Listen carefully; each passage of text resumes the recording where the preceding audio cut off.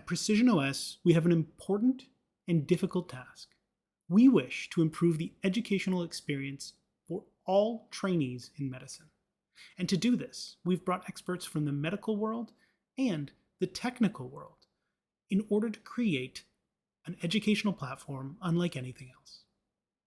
In our BodyWorks app, we have a fully realized 3D anatomical specimen, which you can use as a platform to teach, learn, and share. All of the structures of this patient can be pulled apart and positioned however you wish. The platform also has tools that allow you to record any of your own content so that you can teach others. And there's a series of features that we've built in which makes this a breeze. We have a marker that you can choose between colors, tip size, and draw anywhere on this patient to highlight specific learning objectives. You could draw out directionality of muscle fibers.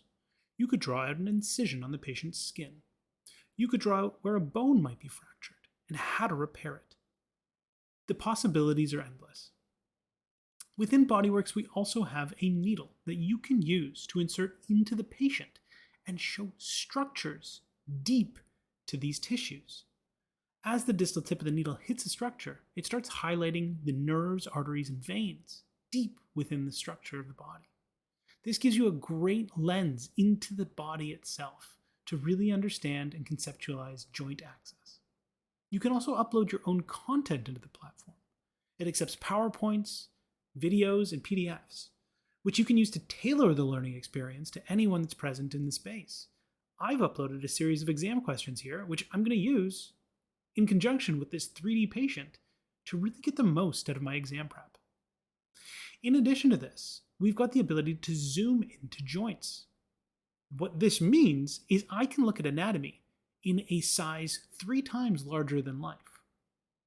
When I select the space I want to explore and jump into it, it really jumps off the page. You've got a shoulder here that's 3 times bigger than life, and I can tease apart different components of it to really study in detail. We can also toggle layers of the anatomy on and off. And what this allows us to do is get a close-up view on some of the real difficult components of anatomy to learn. Brachial plexus, anyone? I feel like that's a real challenge for anyone who starts out learning.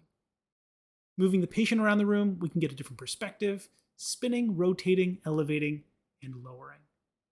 And lastly, taking this as a full circle approach.